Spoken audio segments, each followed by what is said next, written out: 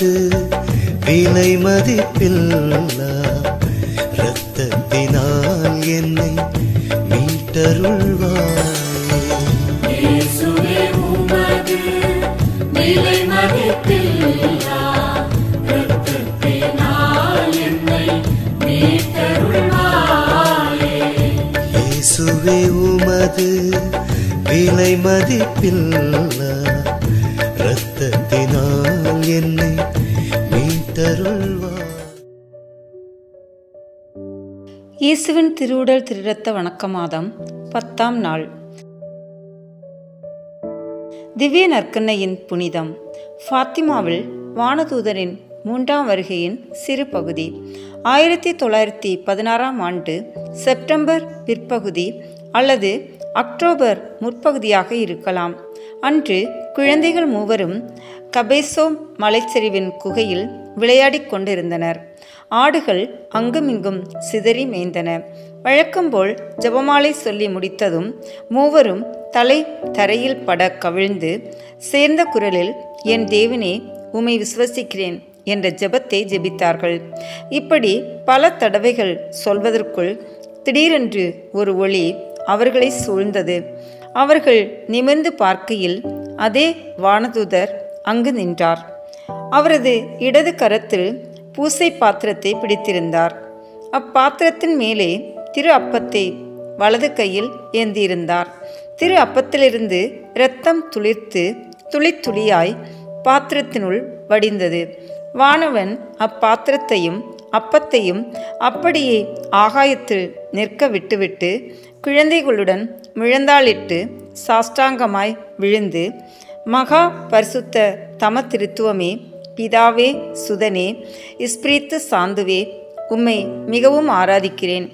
உலகமெல்லாம் திவ்ய நற்கொன்னை பேழையில் இருக்கும் இயேசு கிறிஸ்து நாதருடைய விலை மதிக்கப்படாத திரு சரீரத்தையும் இரத்தத்தையும் ஆத்மத்தையும் தெய்வீகத்தையும் அவருக்கு செய்யப்படும் நிந்தை, துரோகம், அலட்சியத்துக்கு பரிகாரமாக உமக்கு ஒப்பு கொடுக்கிறேன். இயேசுவின் திவ்ய இருதயத்தினுடையவும் மரியாவின் மாசற்ற இருதயத்தினுடையவும் அளவற்ற பேறு பலன்களை பார்த்து நிர்பாக்கிய பாவிகளை மனந்திருப்பும்படி மன்றாடுகிறேன் என்று கூறி மும்முறை ஜெபித்தார்.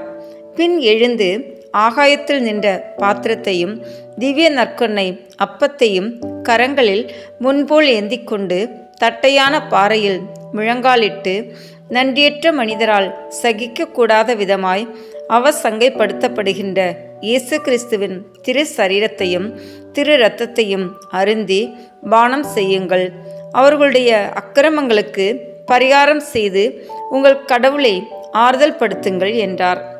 நாமெல்லாம் நற்கொன்னையில் இயேசு மட்டும்தான் இருக்கிறார் என்று நினைத்திருப்போம். பிதா, சுதன், பரிசுத்த ஆவி மூவரும் அடங்கிய தம திருத்துவமே நற்கொன்னை என்று வானதூதர் விளக்கியிருக்கிறார் அந்த குழந்தைகளுக்கு. அப்பேற்பட்ட திவ்ய நற்கொன்னையை நாம் தகுதியுடனும் பக்தியுடனும் உட்கொள்கிறோமா?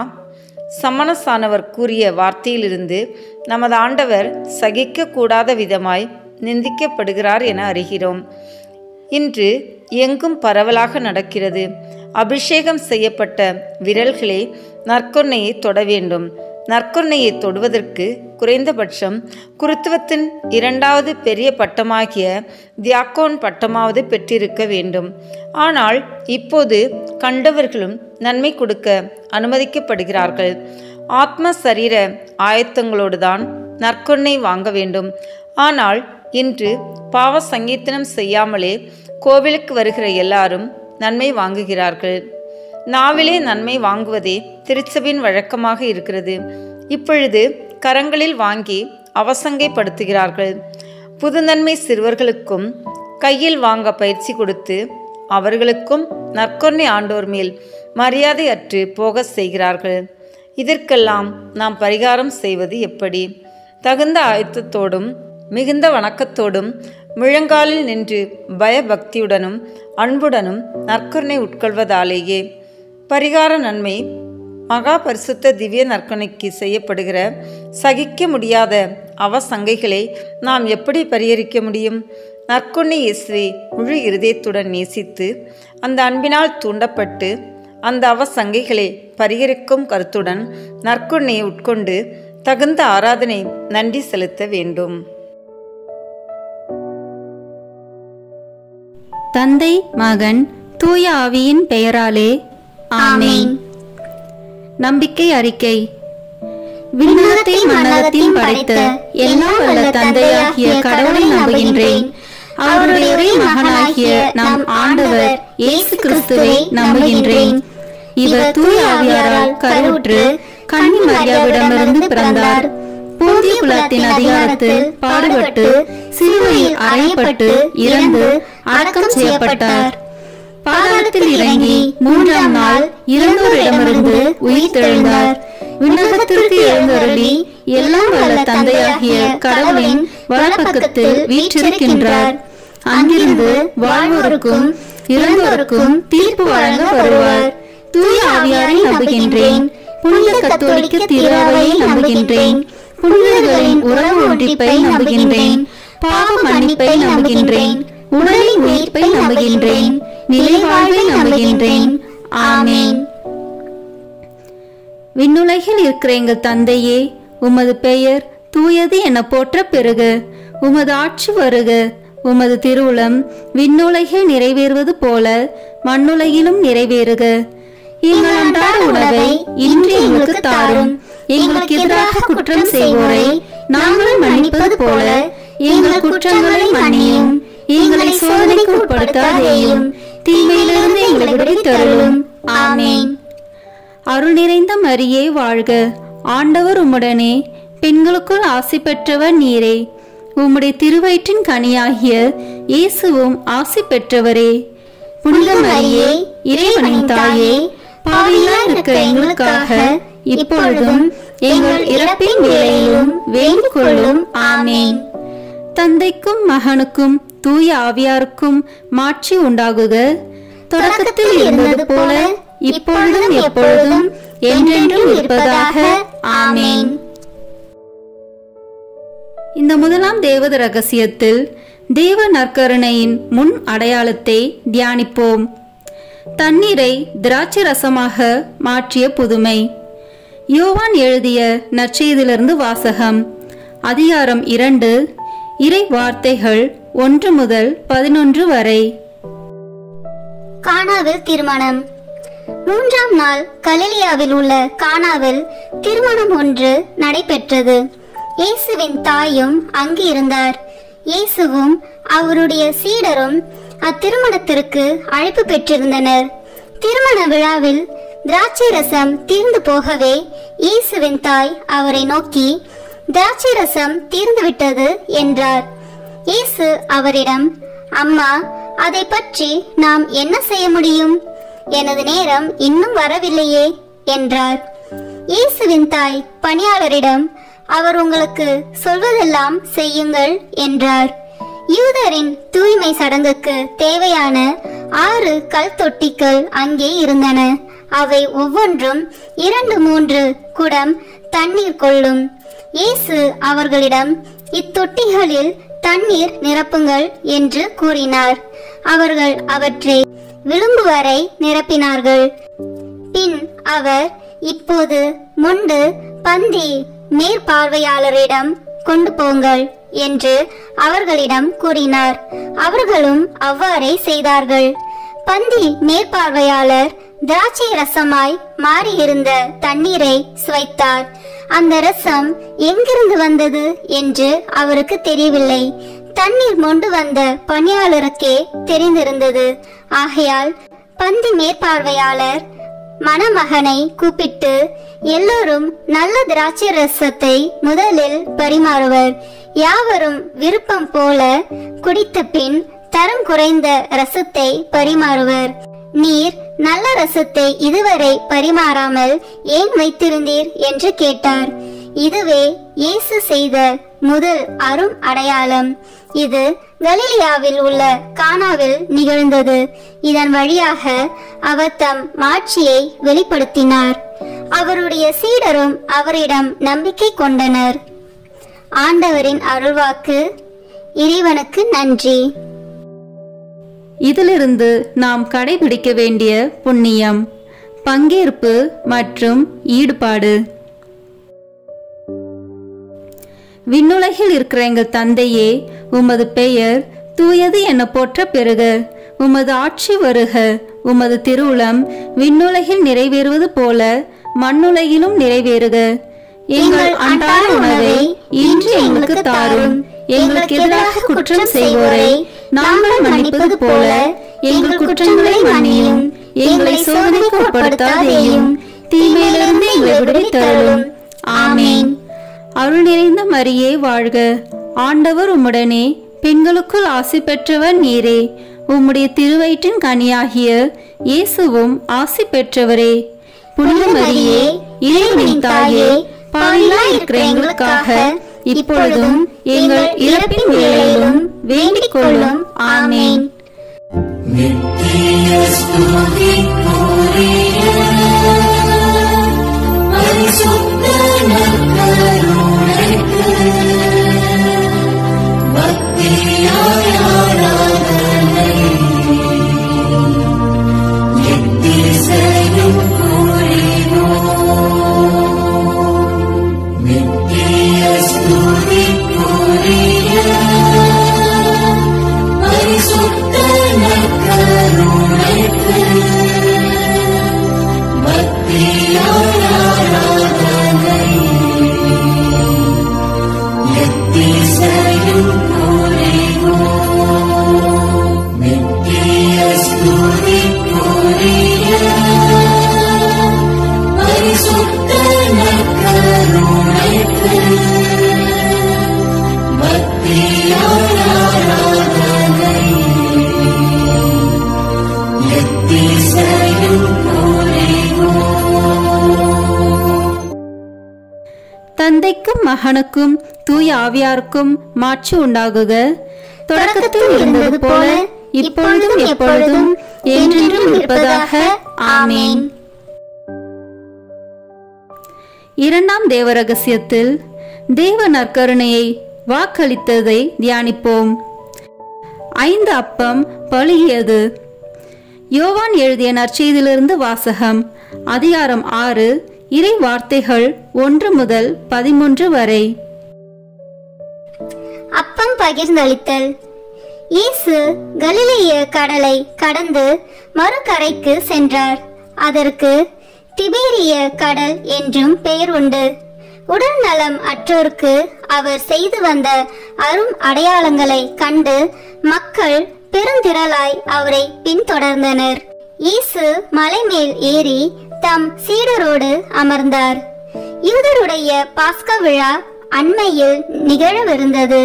இயேசு நிமிர்ந்து பார்த்து மக்கள் பெருந்திரளாய் அவரிடம் வருவதைக் கண்டு, இவர்கள் உண்பதற்கு நாம் எங்கிருந்து அப்பம் வாங்கலாம் என்று பிலிப்பிடம் கேட்டார்.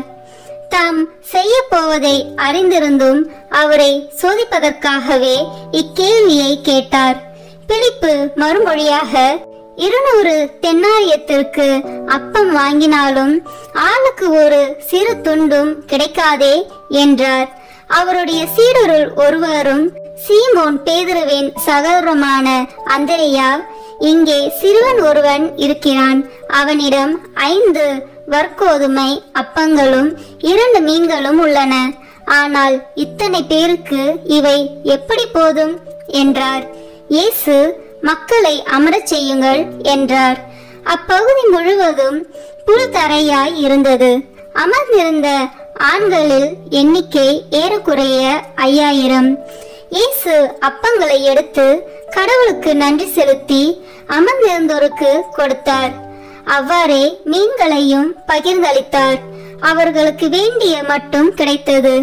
அவர்கள் வயிறார உண்டபின், ஒன்றும் வீணாகாதபடி எஞ்சிய துண்டுகளை சேர்த்து வையுங்கள் என்று தம் சீடரிடம் கூறினார். மக்கள் உண்டபின் 5 வற்கோதுமை அப்பத்திலிருந்து எஞ்சிய துண்டுகளை சேர்த்து சீடர்கள் 12 கூடைகளில் நிரப்பினார்கள். ஆண்டவரின் அருள்வாக்கு. இறைவனுக்கு நன்றி. இதிலிருந்து நாம் கடைபிடிக்க வேண்டிய புண்ணியம் பகிர்வு. விண்ணுலகில் இருக்கிற எங்கள் தந்தையே, உமது பெயர் தூயது என போற்ற பெறுக.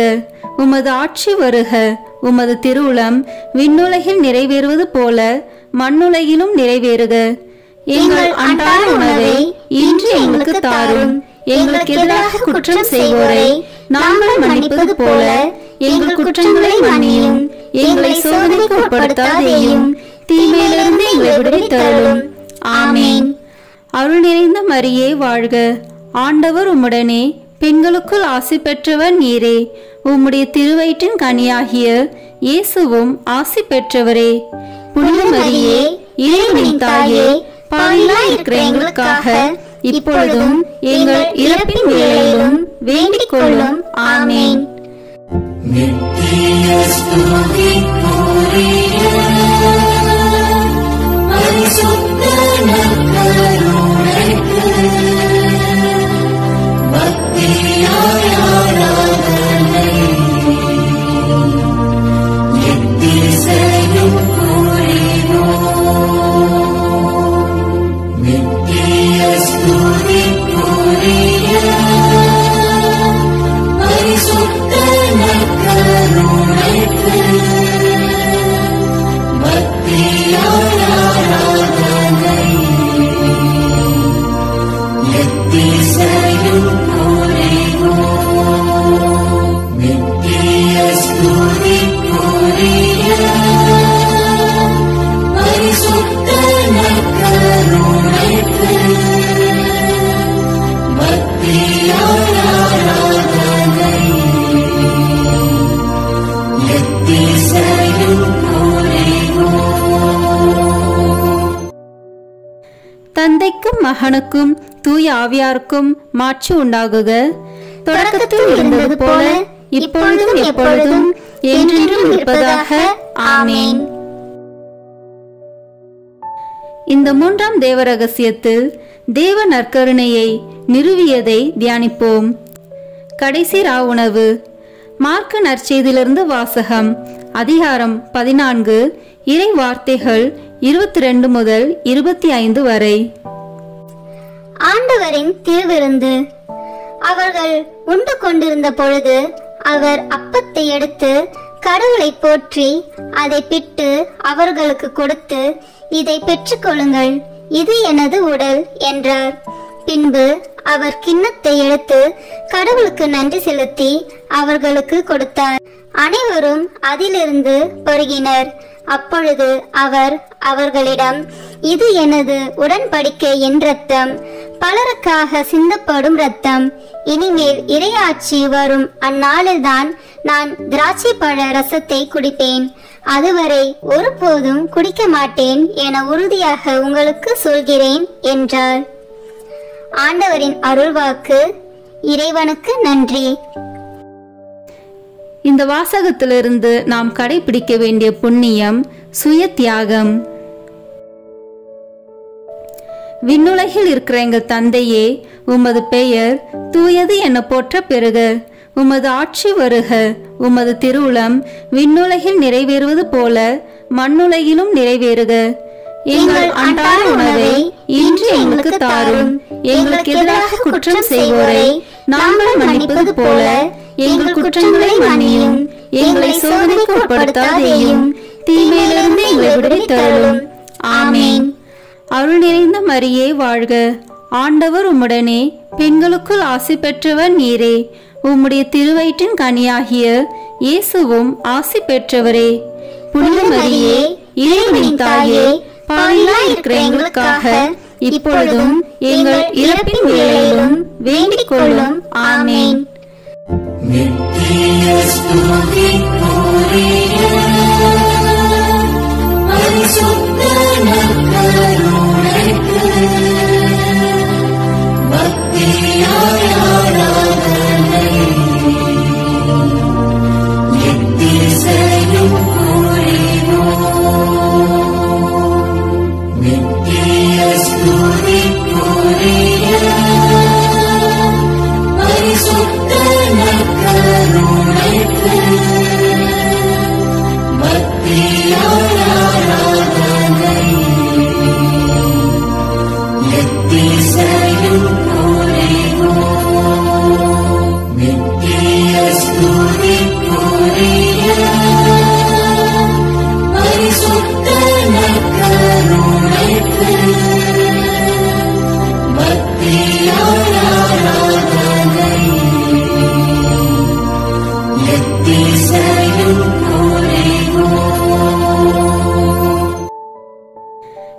தந்தைக்கும் மகனுக்கும் தூய ஆவியாருக்கும் மாட்சி உண்டாகுக. தொடக்கத்தில் இருந்தது போல இப்பொழுதும் எப்பொழுதும் என்றென்றும் இருப்பதாக. ஆமேன். நான்காம் தேவ ரகசியத்தில் தேவ நற்கருணையை கொண்டாடியதை தியானிப்போம். எம்மாவு சீடர்கள். லூக்கா நற்செய்தியிலிருந்து வாசகம். அதிகாரம் 24, இறை வார்த்தைகள் 13 முதல் 35 வரை. எம்மாவு வழியில் சீடரை சந்தித்தல். அதே நாளில் சீடர்களுள் இருவர் எருசலேமிலிருந்து ஏறத்தாழ 12 கிலோமீட்டர் தொலைவில் உள்ள ஓர் ஊருக்கு சென்று கொண்டிருந்தனர். அவ்வூரின் பெயர் எம்மாவு. அவர்கள் இந்நிகழ்ச்சிகள் அனைத்தையும் குறித்து ஒருவரோடு ஒருவர் உரையாடிக் கொண்டே சென்றார்கள். இப்படி அவர்கள் உரையாடிக் கொண்டும் வினவிக் கொண்டும் சென்ற போது இயேசு நெருங்கி வந்து அவர்களோடு நடந்து சென்றார். ஆனால் அவர் யார் என்று அறிந்து உணர முடியாதவாறு அவர்கள் கண்கள் மறைக்கப்பட்டிருந்தன. அவர் அவர்களை நோக்கி, வழி நெடுகிலும் நீங்கள் ஒருவரோடு ஒருவர் பேசிக் கொண்டிருப்பது என்ன என்று கேட்டார். அவர்கள் முகவாட்டத்தோடு நின்றார்கள். அவர்களுள் கிளையோப்பா என்னும் பெயருடைய ஒருவர் அவரிடம் மறுமொழியாக, எருசலேமில் தங்கியிருப்பவர்களுள் உமக்கு மட்டும்தான் இந்நாளில் நிகழ்ந்தவை தெரியாதோ என்றார். அதற்கு அவர் அவர்களிடம், என்ன நிகழ்ந்தது என்று கேட்டார். அவர்கள் அவரிடம், நாசரேத்து இயேசுவை பற்றியே தான் பேசுகின்றோம். அவர் கடவுளுக்கும் மக்கள் எல்லாருக்கும் முன்பாக சொல்லிலும் செயலிலும் வல்ல இறைவாக்கினராக திகழ்ந்தார். அவர் இஸ்ரேலை மீட்கப் போகிறார் என்று நாங்கள் எதிர்பார்த்திருந்தோம். ஆனால் தலைமை குருக்களும் ஆட்சியாளர்களும் அவருக்கு மரண தண்டனை விதித்து சிலுவையில் அறைந்தார்கள். இவையெல்லாம் நிகழ்ந்து இன்றோடு 3 நாட்கள் ஆகின்றன. ஆனால் இன்று எங்களை சேர்ந்த பெண்களுள் சிலர் எங்களை மலைப்புக்குள்ளாக்கினர். அவர்கள் விடியற் காலையில் கல்லறைக்கு சென்றார்கள். அவருடைய உடலை காணாது திரும்பி வந்து வானதூதர்களை கண்டதாகவும் இயேசு உயிரோடு இருக்கிறார் என்று அவர்கள் கூறியதாகவும் சொன்னார்கள். எங்களோடு இருந்தவர்களுள் சிலரும் கல்லறைக்கு சென்று அப்பெண்கள் சொன்னவாறே இருக்க கண்டனர். ஆனால் அவர்கள் இயேசுவை காணவில்லை என்றார்கள். இயேசு அவர்களை நோக்கி, அறிவிலிகளே, இறைவாக்கினர் உரைத்த எல்லாவற்றையும் நம்ப இயலாத மந்த உள்ளத்தினரே, மெசியா நாம் மாட்சி அடைவதற்கு முன் இத்துன்பங்களை பட வேண்டுமல்லவா என்றார். மேலும் மோசே முதல் இறைவாக்கினர் வரை அனைவரின் நூல்களிலும் தம்மை குறித்து எழுதப்பட்ட யாவற்றையும் அவர் அவர்களுக்கு விளக்கினார். அவர்கள் தாங்கள் போக வேண்டிய ஊரை நெருங்கி வந்தார்கள். அவரோ அதற்கு அப்பால் போகிறவர் போல காட்டிக்கொண்டார். அவர்கள் அவரிடம், எங்களோடு தங்கும், ஏனெனில் மாலை நேரம் ஆயிற்று, பொழுதும் போயிற்று என்று கூறி கட்டாயப்படுத்தி அவரை இணங்க வைத்தார்கள். அவர் அங்கு தங்குமாறு அவர்களோடு சென்றார். அவர்களோடு அவர் பந்தியில் அமர்ந்திருந்த போது அப்பத்தை எடுத்து கடவுளை போற்றி பிட்டு அவர்களுக்கு கொடுத்தார். அப்போது அவர்கள் கண்கள் திறந்தன. அவர்களும் அவரை அடையாளம் கண்டு கொண்டார்கள். உடனே அவர் அவர்களிடமிருந்து மறைந்து போனார். அப்போது அவர்கள் ஒருவரை ஒருவர் நோக்கி, வழியிலே அவர் நம்மோடு பேசி மறைநூலை விளக்கும் போது நம் உள்ளம் பற்றி எரியவில்லையா என்று பேசிக்கொண்டார்கள். அந்நேரமே அவர்கள் புறப்பட்டு எருசலேமுக்கு திரும்பி போனார்கள். அங்கே 11 அவர்களோடு இருந்தவர்களுள் குழுமி இருக்க கண்டார்கள். அங்கிருந்தவர்கள், ஆண்டவர் உண்மையாகவே உயிருடன் எழுப்பப்பட்டார், அவர் சீமோனுக்கு தோற்றம் அளித்துள்ளார் என்று சொன்னார்கள். அவர்கள் வழியில் நிகழ்ந்தவற்றையும் அவர் அப்பத்தை பிட்டு கொடுக்கும்போது அவரை கண்ணுணர்ந்து கொண்டதையும் அங்கிருந்தவர்களுக்கு எடுத்துரைத்தார்கள். ஆண்டவரின் அருள்வாக்கு. இறைவனுக்கு நன்றி. இந்த வாசகத்திலிருந்து நாம் கடைபிடிக்க வேண்டிய புண்ணியம் தோழமை. விண்ணுலகில் இருக்கிற எங்கள் தந்தையே, உமது பெயர் தூயது என போற்ற பெறுக. உமது ஆட்சி வருக. உமது திருவுளம் விண்ணுலகில் நிறைவேறுவது போல மண்ணுலகிலும் நிறைவேறுக. எங்கள் அன்றாட உணவை இன்று எங்களுக்கு தாரும். எங்களுக்கு எதிராக குற்றம் செய்வோரை நாங்கள் மன்னிப்பது போல எங்கள் குற்றங்களை மன்னியும். எங்களை சோதனைக்கு உட்படுத்தாதேயும், தீமையிலிருந்து எங்களை விடுவித்தருளும். ஆமேன். அருள் நிறைந்த மரியே வாழ்க. ஆண்டவர் உம்முடனே, பெண்களுக்குள் ஆசி பெற்றவர் நீரே. உம்முடைய திருவயிற்றின் கனியாகிய இயேசுவும் ஆசி பெற்றவரே. புனித மரியே, இறைவனின் தாயே, பாவிகளாய் இருக்கிற எங்களுக்காக இப்பொழுதும் எங்கள் இறப்பின் வேளையிலும் வேண்டிக் கொள்ளும். ஆமேன். நித்திய ஸ்துதிக்குரிய பரிசுத்த நற்கருணைக்கு பக்தியாய் ஆராதனை எத்திசையும் புரிவோம். நித்திய ஸ்துதிக்குரிய பரிசுத்த நற்கருணைக்கு பக்தியாய் ஆராதனை எத்திசையும் புரிவோம். நித்திய ஸ்துதிக்குரிய பரிசுத்த நற்கருணைக்கு பக்தியாய் ஆராதனை எத்திசையும் புரிவோம்.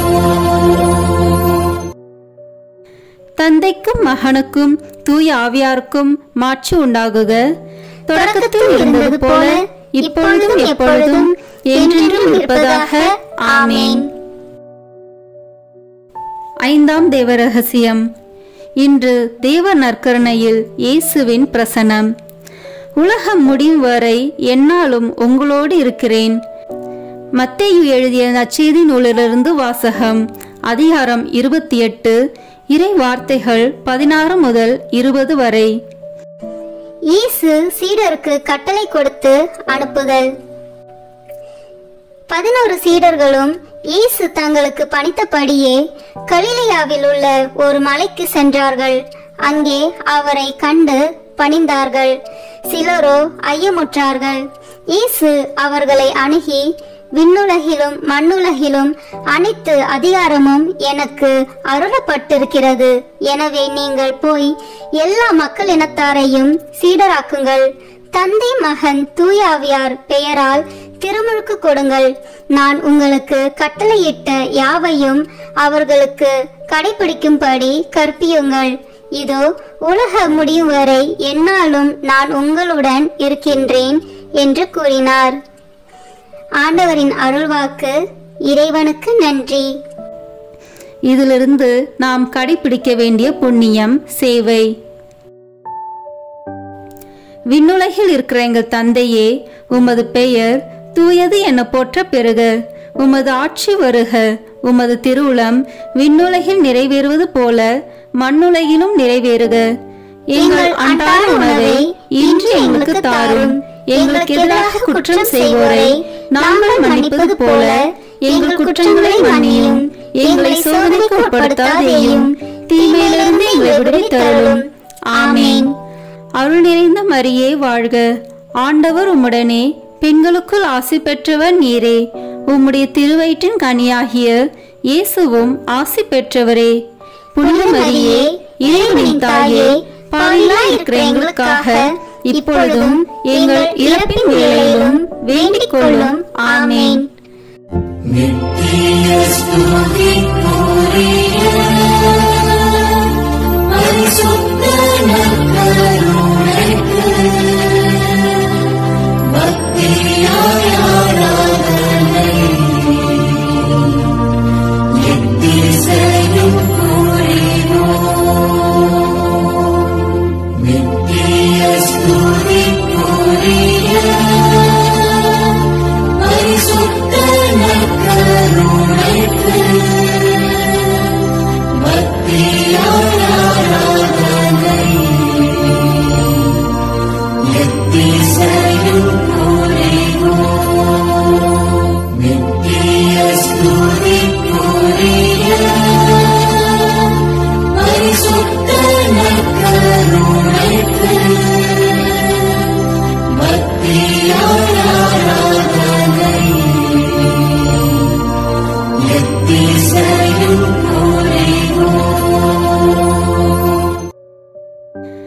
தந்தைக்கும் மகனுக்கும் தூய ஆவியாருக்கும் மாட்சி உண்டாகுக.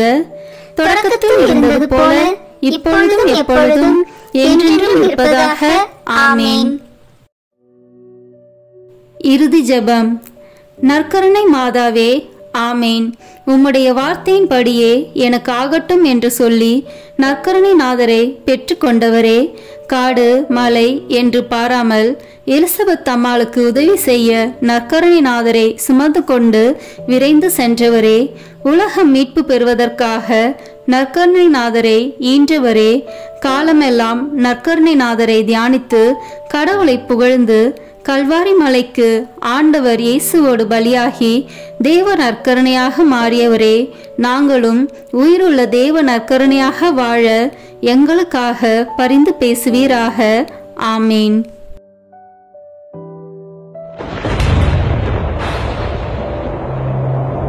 கல்வாரி மலையில்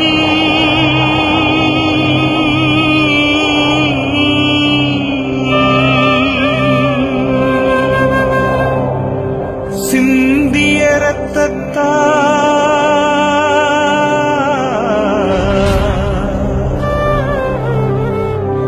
என்னை கழுவும் இயேசுவே, ஒரு துளி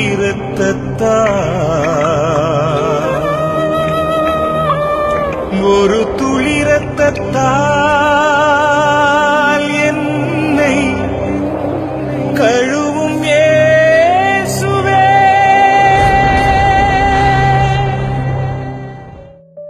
சிலுவையில் இயேசு சிந்தின இரத்தத்தால் சமாதானம் உண்டாகும். கொலோசியர் 1:20 இறைவார்த்தை. இப்போது நாம் இணைந்து இயேசுவின் திரு இரத்தத்தை நோக்கி நம்மை முழுவதும் ஒப்பு கொடுக்கும் ஜெபத்தை சொல்வோம். இயேசுவே, நீர் சிலுவையில் சிந்திய வல்லமையான இரத்தம் கொண்டு என் உச்சந்தலையிலிருந்து உள்ளங்கால் வரை அபிஷேகம் செய்யும். இறை இயேசுவே, இப்போது என்னை தீமை, பாவம், சோதனை, தீயவனின் தாக்குதல்கள், சூனியங்கள், இருளின் பயம், மனித வார்த்தையின் பயம், நோய், சந்தேகம், கோபம் மற்றும் விருப்பப்படாத எல்லா நாசங்களிலிருந்தும் விடுதலை செய்யும். ஆபத்துக்கள், விபத்துகளிலிருந்து என்னை பாதுகாத்தருளும். இப்போது நான் உமது பரிசுத்த இரத்தத்தின் முழு பாதுகாப்பினை அடைந்துவிட்டேன் என்பதை நினைத்து நான் உம்மை துதிக்கிறேன். இயேசுவின் பரிசுத்த இரத்தமே, எம்மை காத்தருளும். இயேசுவின் தூய இரத்தமே, பரிசுத்த மனசாட்சியை தாரும். இயேசுவின் தூய இரத்தமே, வார்த்தையான தேவனே, எங்களை காத்தருளும். இயேசுவின் தூய இரத்தமே, எங்கள் ஆழ் மனதை பரிசுத்தப்படுத்தும். இயேசுவின் தூய இரத்தமே, மனதில் உள்ள கெட்ட சிந்தனைகளை தூய்மைப்படுத்தும். இயேசுவின் தூய இரத்தமே, அவிசுவாசியின் வார்த்தைகளை எடுத்து மாற்றும். இயேசுவின் தூய இரத்தமே, மனதில் உள்ள பய உணர்வுகளை கழுவும். இயேசுவின் தூய இரத்தமே, உடல் உறுப்பில் உள்ள காம உணர்ச்சிகளை கழுவும். இயேசுவின் தூய இரத்தமே, தலைமுறைகளில் உள்ள பாவ சாபங்களை கழுவும். இயேசுவின் தூய இரத்தமே, குற்ற உணர்வுகளை கழுவி மாற்றும். இயேசுவின் தூய இரத்தமே, நான் கருவறையில் உருவான நேரத்தில் உண்டான எல்லா எதிர் அனுபவங்களை கழுவி பரிசுத்தப்படுத்தும். ஆமீன். இயேசுவின் இரத்தத்தால் நம்மை கழுவும் ஜெபம். இயேசுவே, எங்களுக்காக கல்வாரியில் நீர் சிந்திய உம்முடைய விலையேற பெற்ற திரு இரத்தத்தினால் எங்கள் குடும்பத்தில் இருக்கின்ற ஒவ்வொருவரையும் கழுவும். எங்கள் வீடுகளில் இருக்கின்ற ஒவ்வொரு பொருட்களிலும் உம்முடைய இரத்த துளிகளை தெளித்து வையும். எங்கள் வீடுகளின் தரைகளிலும் சுவர்களிலும் கூரைகளிலும் உம்முடைய இரத்தத்தை தெளியும். எங்கள் வீடுகளை சுற்றிலும் நிலங்களின் எல்லைகளை சுற்றிலும் உம்முடைய இரத்தத்தை தெளித்து வைத்து உமது காவல் தூதர்களை எங்களுக்கு துணையாக நிறுத்தி வையும். எங்களுக்கு எதிராக செய்யப்படும் எந்த ஒரு காரியமாக இருந்தாலும் மாயத்தந்திர சக்திகள், சாத்தானின் ஏவுதல்கள், பில்லி சூனிய கட்டுக்கள் மற்றும் ஆபத்துக்கள், விபத்துக்கள், அவமானங்கள், நோய்கள், பிற தேவைகள் அனைத்திலும் எங்களை பாதுகாத்து வழிநடத்தும். நாங்கள் செல்லுகின்ற வழிகளில் எல்லாம், சென்றடைகின்ற ஒவ்வொரு இடங்களில் எல்லாம் உம்முடைய இரத்த துளிகளை தெளித்து வைத்து எங்களுக்கு முன்னும் பின்னும் வலமும் இடமும் உமது பிரசன்னத்தால் வழிநடத்தும். இதுவரை எங்களை பாதுகாத்து வந்த தேவன் இனிவரும் நாட்களிலும் எங்களை பாதுகாத்து வழிநடத்தும்படி ஜெபிக்கிறோம். இயேசுவின் பெயரால் ஆமேன். தந்தை, மகன், தூய ஆவியின் பெயராலே ஆமேன். இந்த வீடியோ உங்களுக்கு பிடிச்சிருக்குன்னா லைக், ஷேர், கமெண்ட் பண்ணுங்க. மறக்காம சப்ஸ்கிரைப் பட்டன் பிரஸ் பண்ணுங்க. தேங்க்யூ.